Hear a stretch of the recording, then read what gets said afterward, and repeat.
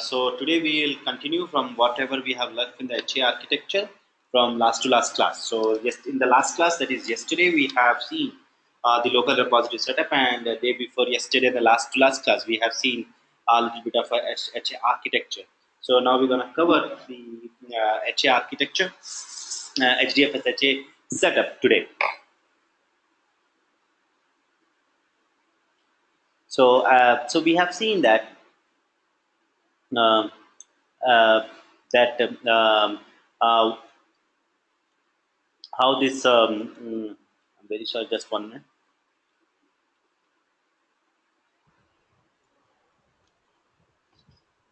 Now, what do we mean by HA? In HA, basically it stands for high availability, wherein two or more name nodes are runs in a redundant fashion. Two or more redundant name nodes runs in an active and passive fashion, so that if active goes down, the passive can take over the responsibilities. Now, it is achieved through another set of processes, journal nodes, wherein this journal node makes sure that only one name node is active at any given point of time. Basically, it allows only one name node to become a writer. Now, how information is passed from an active name node to the passive name node?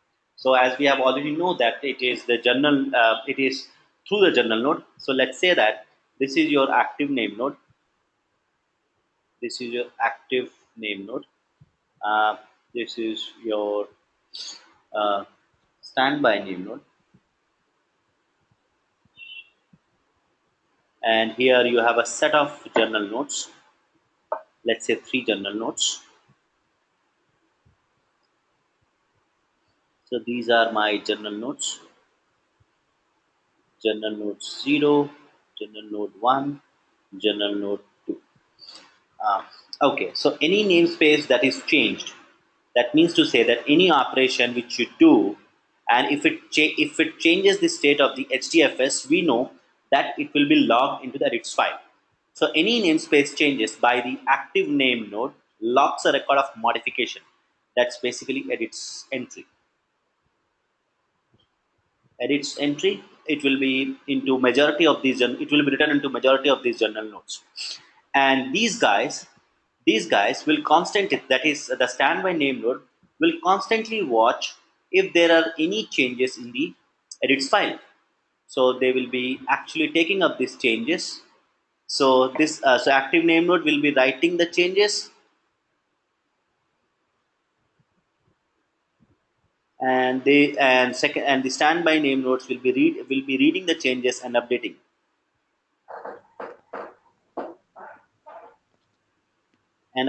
their edits file.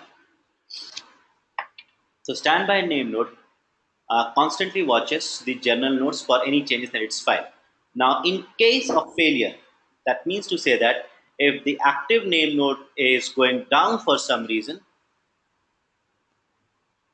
if active name node is going down for some reason, the standby name node, before promoting himself to the active state, it will read the entire edits file. So that's what it is saying. In case of a failure, standby name node ensures that it has read all the edits file before promoting itself to the active state. Now the data nodes will be configured with the location of both the name nodes. So it will be done through a name service. Actually, you will see that in the next slide, that you will be defining a name service, and the address of the name node would be something like fs.default fs will be HDFS. Now previously it was the local host. Now it will be changed. It will be just the name service. Now during failover, what will happen when the failover is happening? The active name node will no more be a writer. So during failover, so when it is failing, active name node will no more be a writer to the journal nodes. Active name node will be no more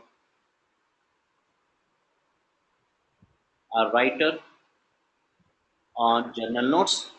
The secondary name node, this guy will presume or will become the writer. And journal node, as you know, it will make sure that at any given point of time, only one guy is allowed to write.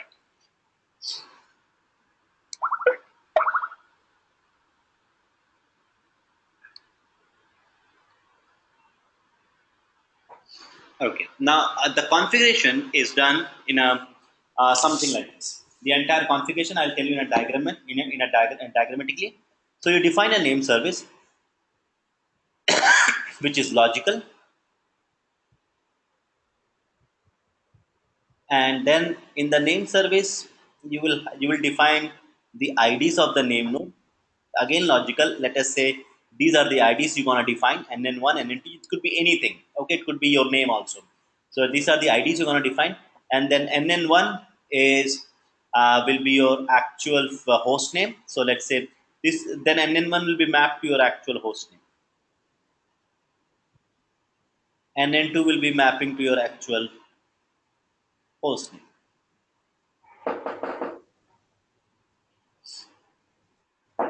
So this is a property DFS.name service wherein you are saying that the value of this property is sample cluster ns. So you will be defining like this. Then DFS.HA.nameNodes.name service. So you will say that under same sample cluster ns, what are the various values?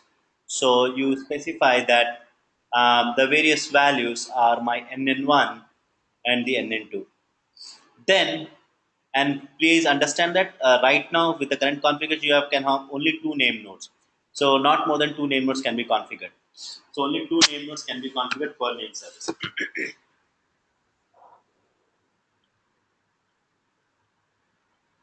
Then here, if you see these properties, um, the name node is this name node is mapped to your actual host name. These are the client properties. These are the client request properties. Okay, so client will communicate over these properties. Sorry, I'm very sorry. Client will communicate over this port. This is a client request response port, you can say.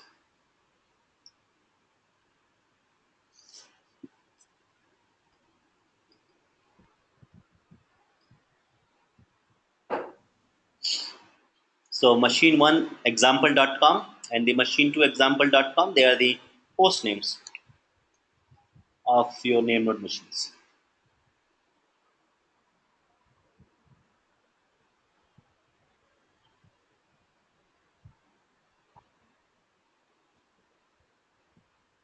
Now here you are defining the RPC address, HTTP address, dfs.namenode.http address. So this is your this port is your web request port, web request and response port. And here again, machine1example.com, machine2example.com, they are the host names of your name node machines.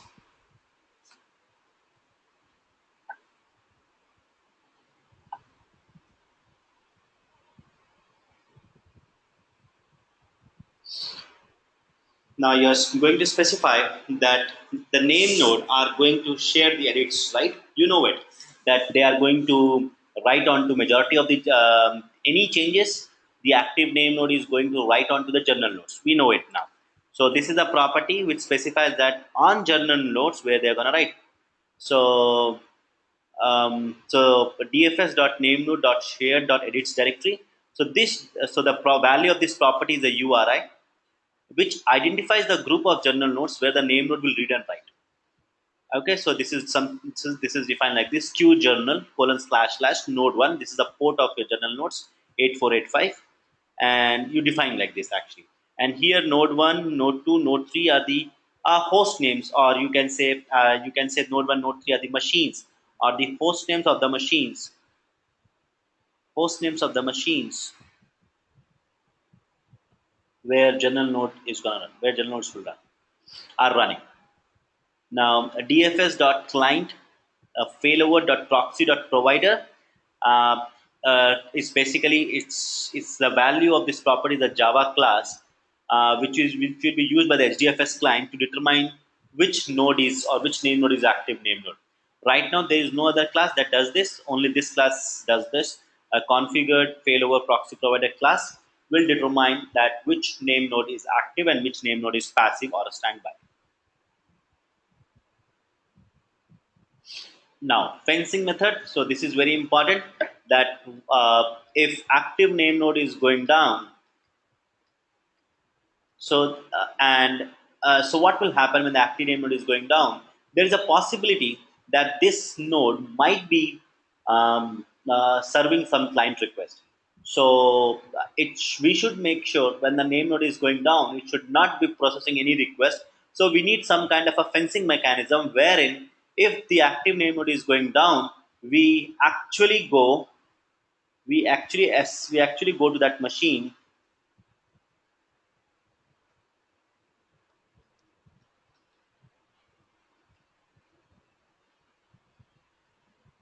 and kill the processes and kill the process forcefully,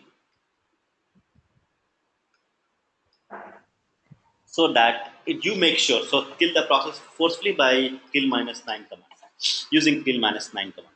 So for the correctness of the system, only one name node should be active, and actually this is achieved by journal node, which does not allow two name node to write. But also it is possible during failover, it is still possible that the previous active name node could serve the request to the client. So you should make sure you forcefully go into that machine and you say kill minus 9 and the process ID of your name node.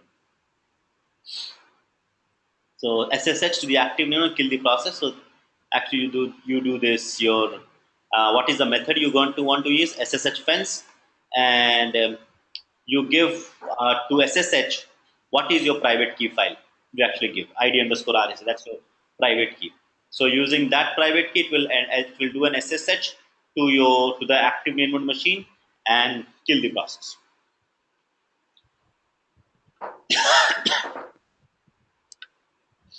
Now, journal node will write onto its. So, what is the local state of the journal? So, basically, and so this property dfs.journalnode.edits directory is path where the journal daemon will store its local state, wherever it wants to store its local state. So, wherever you want to give it, whatever location, a path you want to give, and on that path, the journal will store its local state.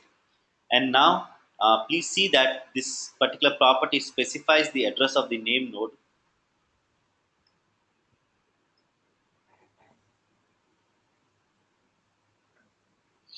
And please see here how does the address of the name node has changed.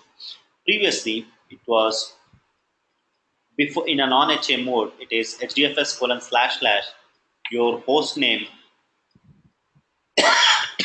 colon 8020. Sometimes this port could be colon 5431. If I have used it earlier in Apache Hadoop. Now it is your name service. Sample cluster NS what is the name service.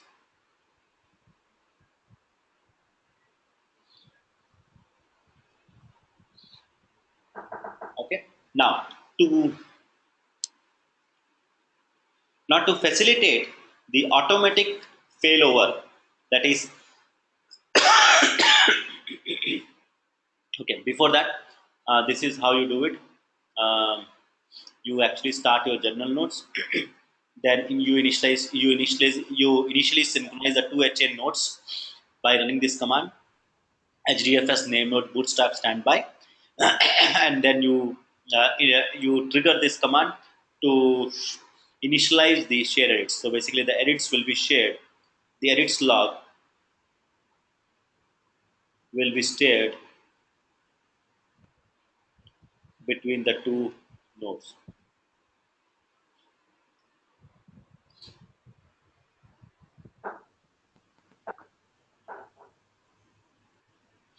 Now to trigger the automatic failover, so you use a zookeeper to trigger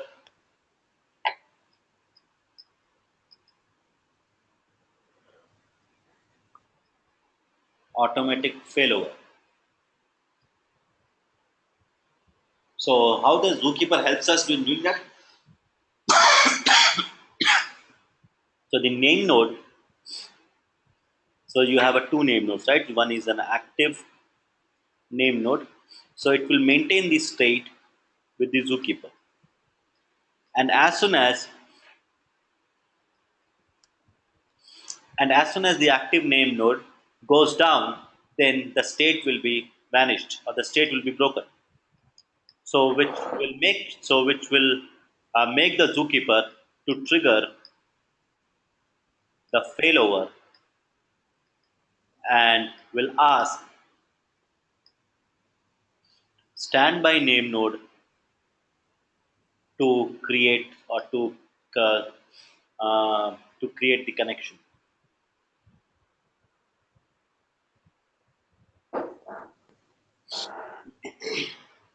So the name node maintains a persistent session, and the machine crashes, zookeeper session will be expired, notifying the other name node that a failover should be triggered.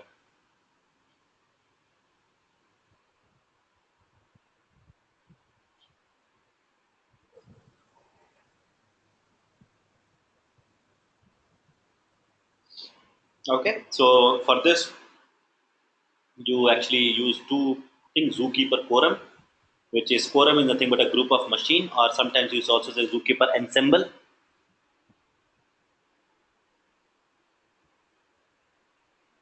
Ensemble is again a word, so which is basically refers to a group of machine, and you have a ZKFC, which is the zookeeper controller processes. For health monitoring and zookeeper session management, zookeeper base election, ZKFC is used. And for using zookeeper, you are going to set up these properties: DFS, HDFS.HA, automatic.failover enabled. If you want an automatic failover using zookeeper, you need to set this property: dfs.ha.automatic failover enabled. Yes, true. And then you're gonna specify the zookeeper quorum, wherein you have specified zk1 colon 281, zk1 is your zk2 colon 281, that's your port, default port, zk3 colon 2181. So zk1, zk2, zk3, these are the host names, where the host names of the machine where zookeeper is running.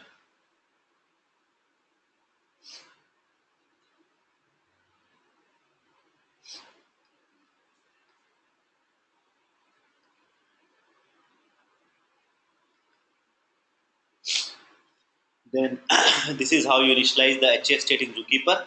You first format the ZK, then you start the DFS.sh for which will start your ZKFC daemon.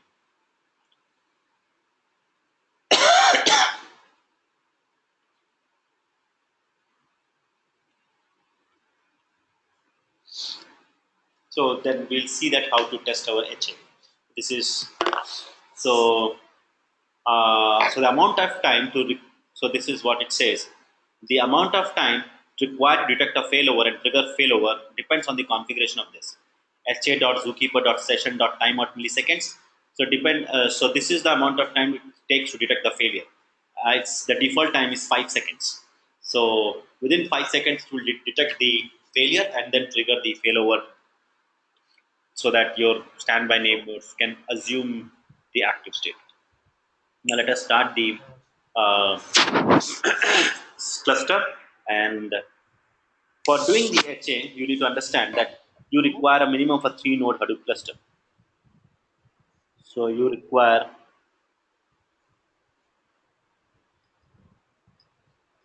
3-node Hadoop cluster minimum. It requires 3 zookeeper servers, and it requires 3 machines to run. Excuse me. To run journal nodes. So these are the minimum. Okay. Minimum requirements for your HSL. Hello. Yeah. Sorry to interrupt. I have one question here. How does Zookeeper know that name node has failed? Does name node So send any they will heartbeat to maintain the Zookeeper? state. So they will maintain the state.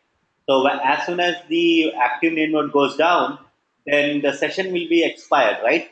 So using that session expiry, it will come to know that the failure has occurred, that the active name node has gone down. Oh, okay, okay. Thanks, so.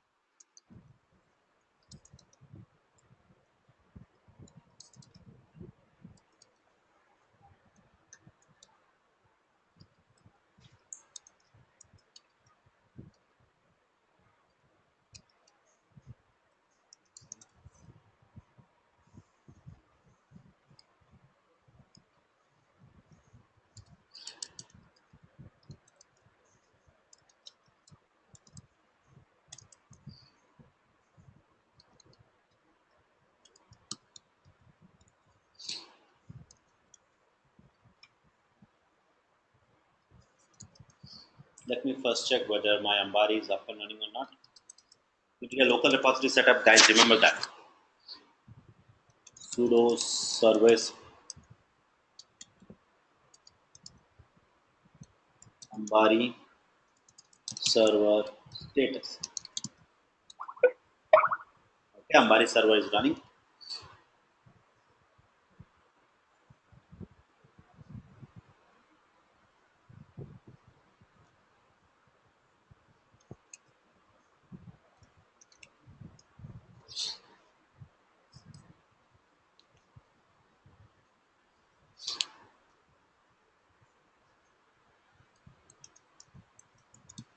So Yeah, I have one question. It's not related to HA. It is related to Ambari.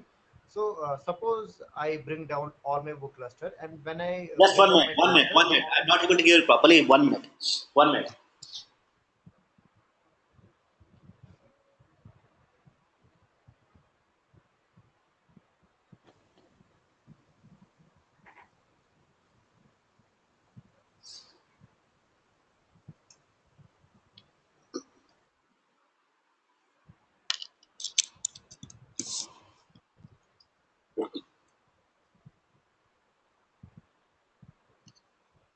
Yeah, can you speak up now? yeah, this is not related to HA. It is just a general Mm-hmm. question related to Ambari. So suppose I have brought down all my servers and I am starting my servers. The only way to start all the services, for example, HDFS, map, reduce, yarn, is to first start the Ambari server and then through GUI start all the services. Is that correct understanding? Yes. So the way I'm doing it, so Okay. if you see that I have opened my Ambari UI, all the services are not started. They are in red. So, I mean, I believe that is the advantage of using Ambari instead of doing through command line interface, right? Yes. Or plain Hadoop. Yeah. So you can actually click on the actions and then you say start all. Thanks, so. So you're about to start all the services, confirm start.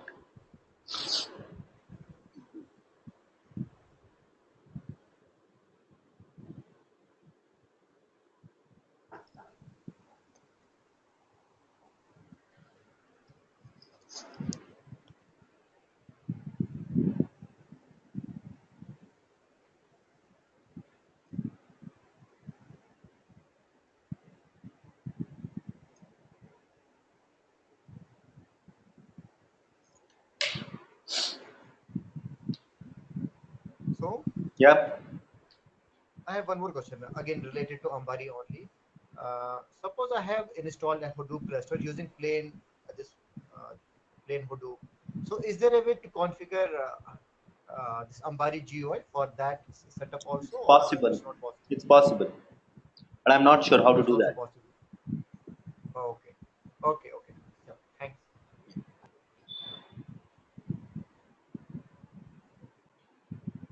So let me just Google if to.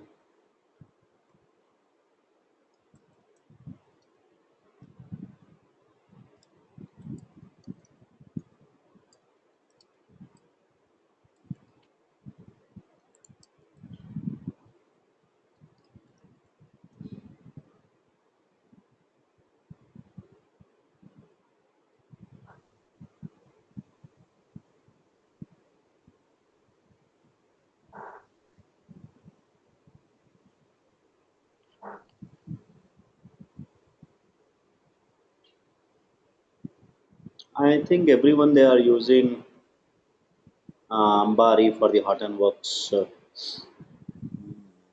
HDP installation. HDP, not the Apache Hadoop. So I'm not sure whether it is possible or not because Apache Ambari itself is a project on its own. It should be Yeah, possible. yeah.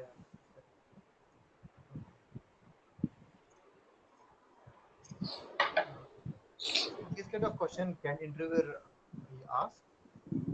Not really, but it Not should be, yeah. But you should know it. He will be.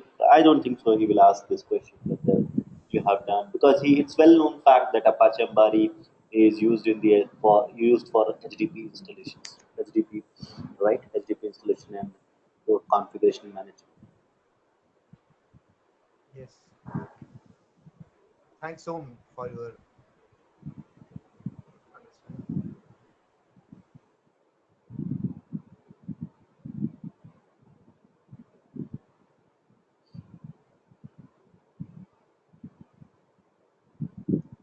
So when you close it, right, you can always see that what operations are going on here.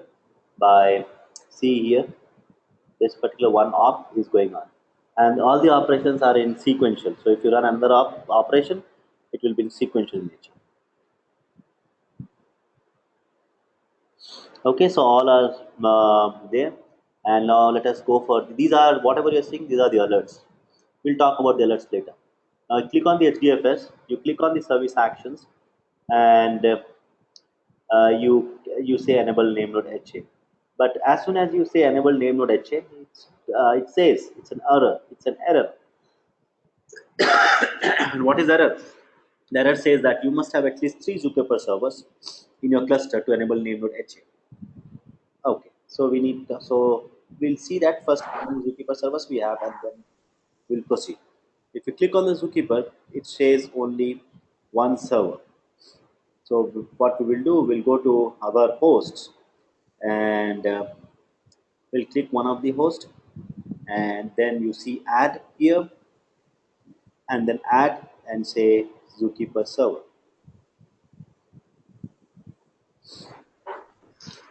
So it is installing the Zookeeper server. Once it gets installed, you need to start it.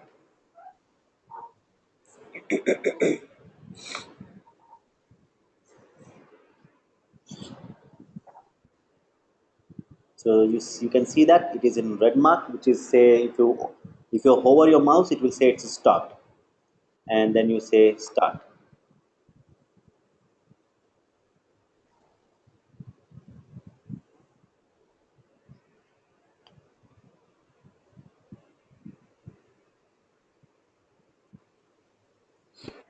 Now, as soon as So we we have have to started, start Zookeeper. Sorry, I'm yeah, sorry. what is that? Actually, I was asking, do we have to start Zookeeper in all the servers, or Yes, it will start by itself in all the no, servers? no. If you have to start it. Okay, once you start, you can see that this requires means some of the services needs restart. This symbol it means that some of the services needs restart. So it will automatically highlight that need. It never. It's okay. Right now, I can ignore that warning. I'll go to. I'll click on my host, and I'll go to another host, wherein I am going to say add Zookeeper server.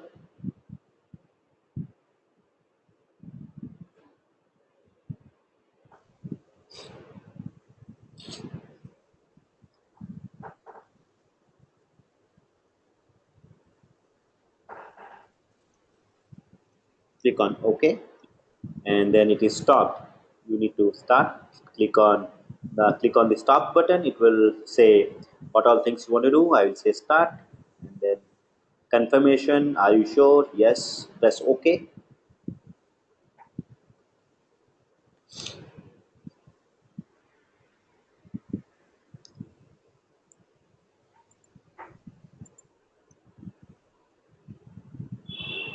Then instead of components host component restart, I would suggest go to your dashboard. In the dashboard, you can specifically see that it requires the yarn services to be restarted. You click on the yarn services and you say restart. It will ask you restart node managers or restart all affected. So click on restart all affected, which will ask you to whether you are about to restart yarn, and this will trigger the alerts. It's okay. Confirm restart all.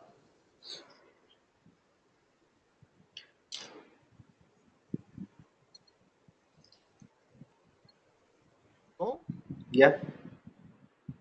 so during the time when it is going the restart for the yarn, if an external client submits a job, uh, would it fulfill, or it will Yeah, it will keep be ignoring? fulfilled. It will be fulfilled because it is not the resource manager which is getting restarted, it's a node manager.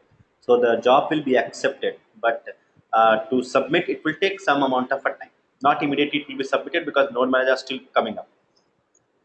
Yeah, yeah. Okay, okay. Yeah. Thanks so much, so. Yeah. Now we have restarted, but it has not reflected. So it's better. I'm going to give one refresh on my page, and that restart button should go away. No, it's still there. Interestingly, Yes. restart auto affected. Let me again do that. I've just did the restart. Sometimes it takes, maybe I don't know,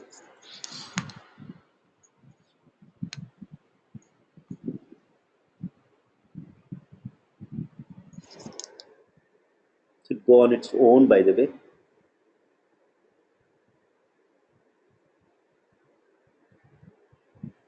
yeah, it has gone.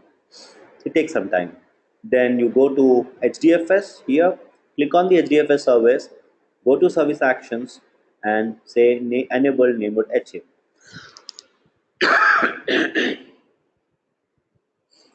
So if you want to read it, it says that this wizard will take you through enabling the name node HA, and so once it is enabled, you will see a standby name node in addition to your active name node.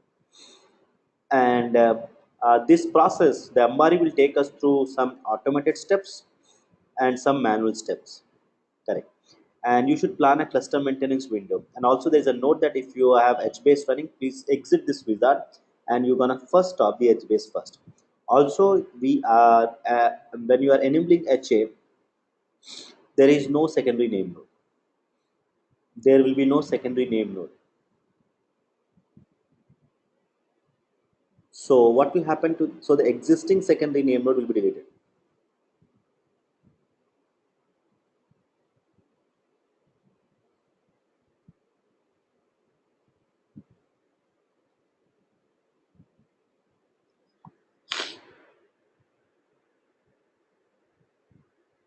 Okay, so now first here you're gonna give the name service.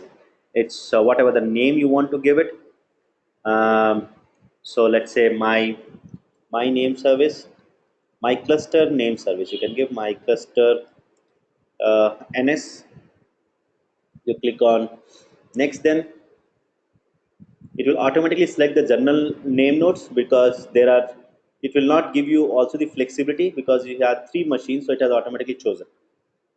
But for the additional name node, you can check out. So here, if you observe that the name node has been taken, then it has somebody has chosen to run your standby name node on this machine, and the general node on these three machines. If you want to change it, you can change it. Your This is your currently active name node.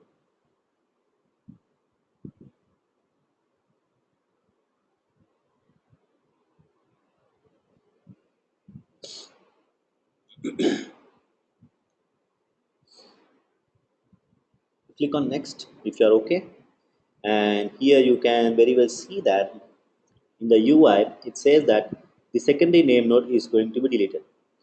And what all things going to be installed? Your additional name node is going to be installed. Your general node is going to be installed in all these three machines.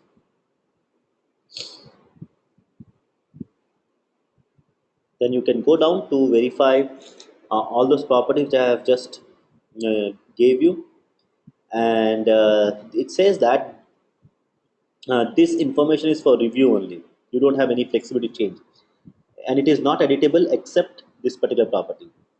Journal notes edits directory. So this is the directory, as I've explained you, where journal node will write its local state.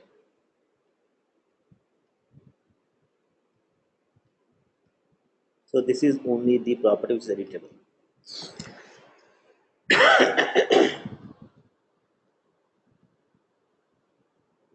The rest of the property you can verify that this is the address of the name node which got changed. It is your name service, and the one we have studied under NN1, NN2, NN will be mapped to this. These are your client's URL. This is your web URL and everything. And the HA fencing method is a shell. And if you see that DFS.HA automatic failover enabled is true, everything, whatever we have studied, the properties, it is reflecting over here. Click on next, and this is a manual step required, wherein it asks me to go on to this node and put my name node on the safe mode. So let me verify that which node it is asking. But I will run the command hostname, and it's asking the 241 machine. Yes, it's asking this same machine, and I will say I'll run this command sudo su HDFS -L -C. So you have already know what is a safe mode concept. So here we are making the name node to enter the safe mode. So it will say safe mode is on. After the safe mode is on, you are gonna put this name node to save the namespace. You're saving the namespace. Current same namespace will be created a checkpoint, so that if anything goes wrong, you can revert it back. So you're saving the namespace. Namespace is successfully saved. So you will be able to proceed once So, somebody. Yes. sorry to interrupt. Actually, one note I have here. So when we create the checkpoint, it will merge the current edits with the FS image. Is that the meaning of a checkpoint here? Not really. It creates a checkpoint like that, but it will not merge it. But it knows that what is the current state of your FS image and reads file. Okay. It will not merge it. Merging, if it is, it will take at least some time, right? You see that it is just took a very small time, so I don't think so. The merging will be Yes. done. Okay, now you will be able to proceed once somebody detects the name node is in safe mode and the checkpoint has been created. So the next button is enabled. Create a checkpoint command. It means there is a recent checkpoint already, and you may proceed without running step 4. But our next button was disabled. Now my next button is enabled. It says that checkpoint has been created.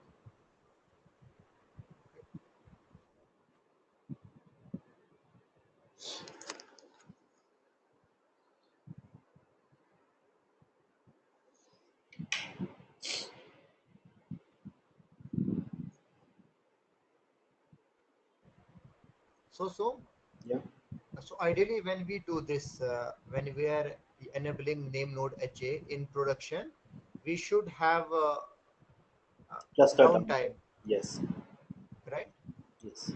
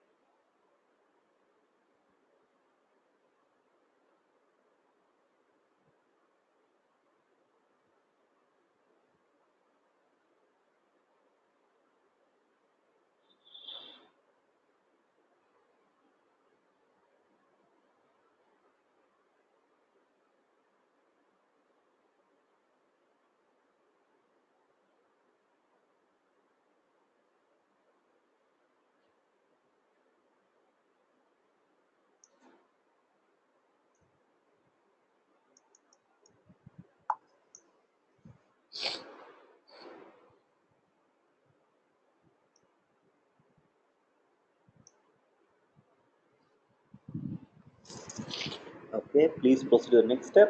Click on next. Then it's asking me to go to the same machine and initialize the general nodes, initialize share edits.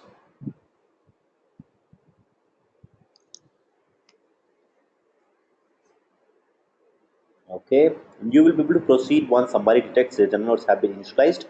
Yes, it shows me here that journal nodes is initialized. Click on next.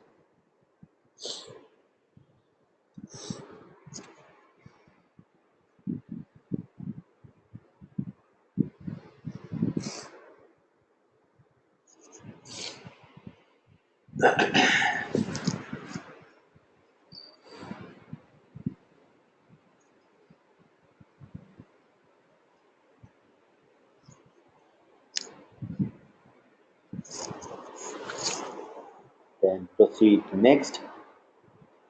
Again, go to the same machine and format the ZK.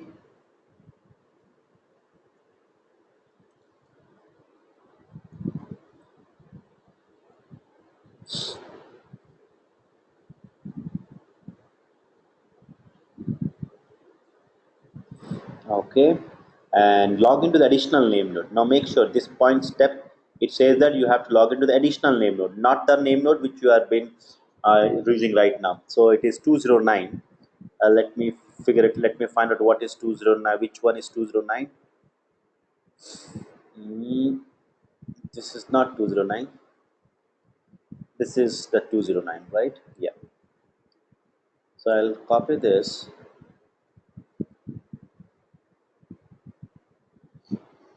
SSH minus I.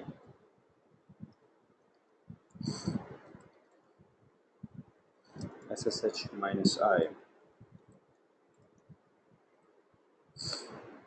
EC2 hyphen user at.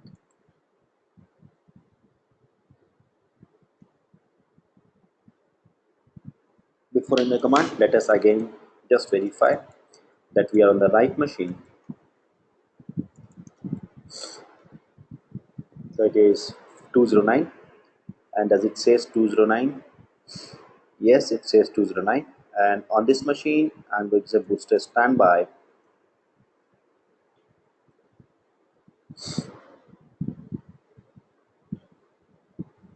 Okay, and please proceed once you have completed steps above. I have. Yes, please confirm. We have already done those steps. Yes. Yeah, tell me. Yeah. One question. See, normally when we have a name node, we first format it. So, but in HA we don't format it. Yes, we don't. We execute these commands, right? Yeah, we don't format. It's not required to format. Format, if you format it, it will erase the previous information and recreate the new information. What you are planning to do when you're bringing up a new node is to just share the or synchronize the edits in the FS image file. That's it. Okay. Yes. Yes. Yeah. So it makes sense. Yeah. Thanks so much.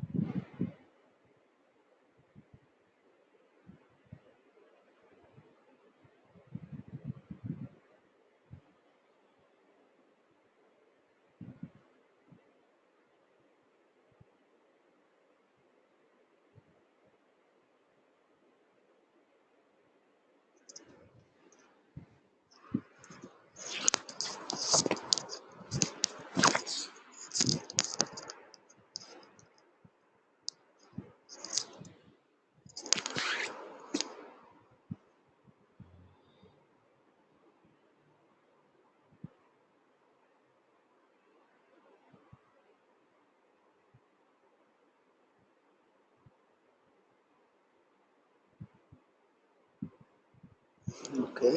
Uh, yes, it is done now. It's highlighted. So I think so. We have completed the HA setup. It is refreshing. Now, if you see here on the dashboard page, when we have clicked on the HDFS on the dashboard page, there is no more secondary name node. You have an active name node and the standby name node.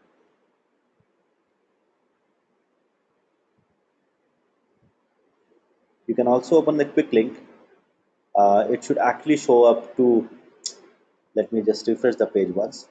In the quick links, you will see one for the active name node, another for the standby name node.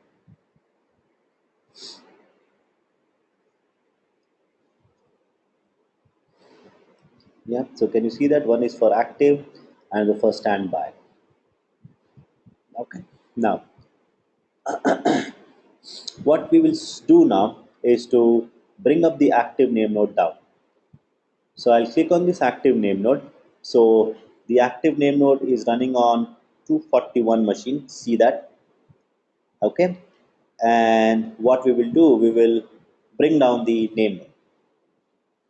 So how do we bring down? Is by stopping the name node process. So we click on the active name node. You can see that here, active name node. We click on stop.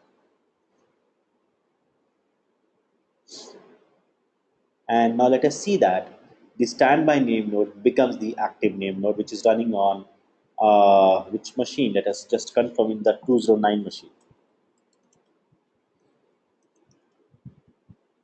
right? On the 209 machine, the standby name node was running. It will become an active one, active. So let us go to dashboard first. Click on the HDFS, and you see that the name node, which has been this one, so it has stopped, and there is no name associated with that. Click on the active name node, and you can very well verify that when I click on the name node, it was 209, which was become the where the standby name node was running. That name node has now become active. So that verifies that automatic failover is triggered. Now what I will do, I'll go to this name node and we will start it. So this will become the standby name node now.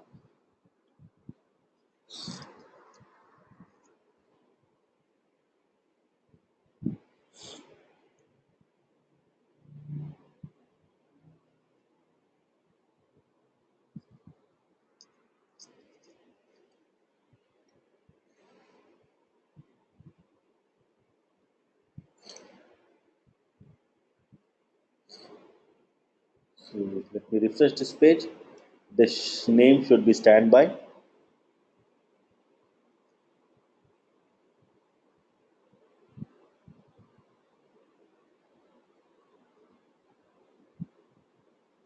Yeah, the name has changed to standby name. Great. So that basically covers the name node HA part. So HDFS-HA, you just actually that's a procedure to that's what all things needs to be done to bring to do an HDFS-HA. Similarly, if you want to do an yarn HA, so you click on the yarn, go to service actions, and say enable resource manager HA. You click on the enable resource manager. It is very straightforward, and it will say that uh, this wizard will walk you through the enabling the resource manager HA on your cluster. So once enabled, you will see two resource manager, one in standby, and there is the active resource manager. And this allows for active standby resource manager configuration that automatically performs the failover. And you should plan a cluster maintenance. Now click on next. So for resource, sorry to interrupt you.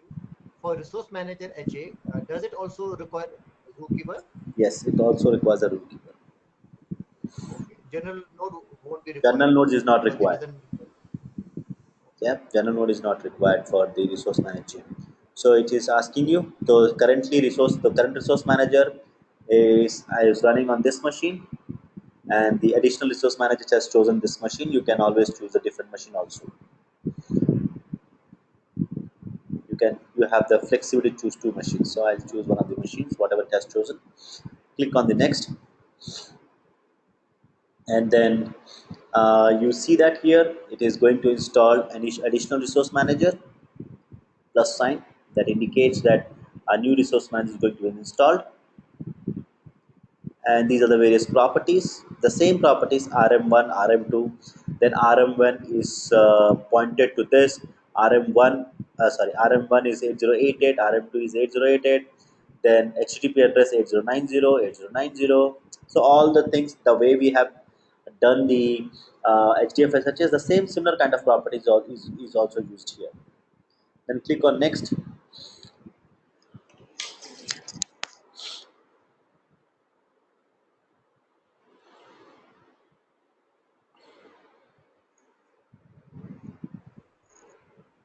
So Yeah.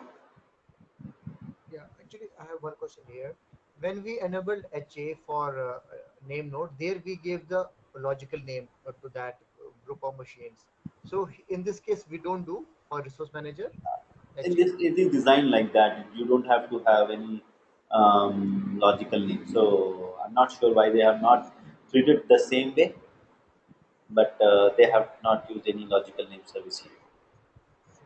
Actually, reason me asking this question is that when someone would submit a map reduce job, he should know the know to which resource he should know the IP address of the resource manager. Yeah. So I think So it's if the one which I'm got. so if the So one which I'm correct. I got your point. I got your point. So we can you got see. my point, huh? Yeah. So again, you will see that I think I forgot one of the property to show you there. Uh, one property which specifies RM1 and RM2. There is one property which has the culmination of RM1 and RM2, but not through the logical name service. If you see the video, you will see that the very first property it specifies RM1 comma RM2. I don't remember the property name right now, but once you see the Okay, video, you okay, will see that just before that it has RM1 and RM2. Using that, it will know which one is active and which one is how many resource managers are there. okay. But then client, if I'm submitting a job, I have to make sure the RM which I'm Yeah, providing at the client who is active, right? It will important automatically come. argument Yeah. is the one which is currently active, right?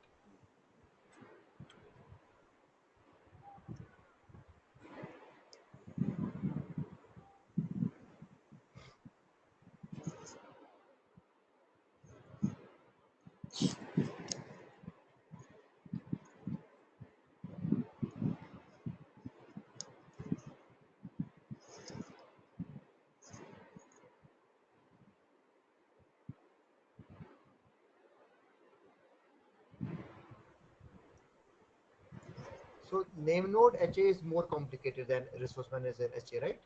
Because here Yeah, we don't do stepwise. much of the work. Stepwise, because Okay, here he stepwise. didn't. Yeah, here didn't ask you to go to man. Here didn't ask you to do any manual steps. So it is asking you to click click click. So you are thinking that there are it's a less complications involved. But yes, Yes, the complications are there in both the places. The complication should not be measured by the number of clicks or the commands. yeah, yeah, exactly. But behind the scene, no, it does a lot of work. Yeah, that's understood. Yeah. Thanks, so.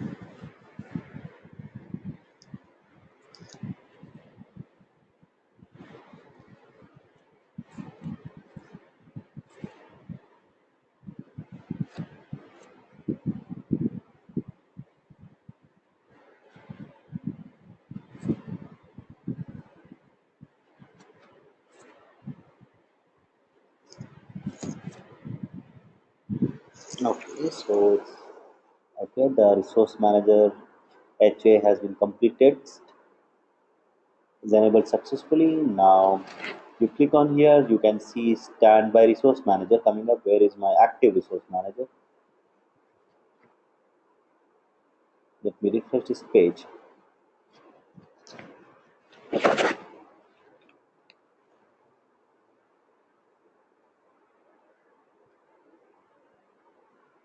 So you can see there are two resource managers, active resource manager and the standby resource manager. That completes your HDFS HA and the resource manager HA. The next class we'll see about the upgradation. That's all for today. Thank you.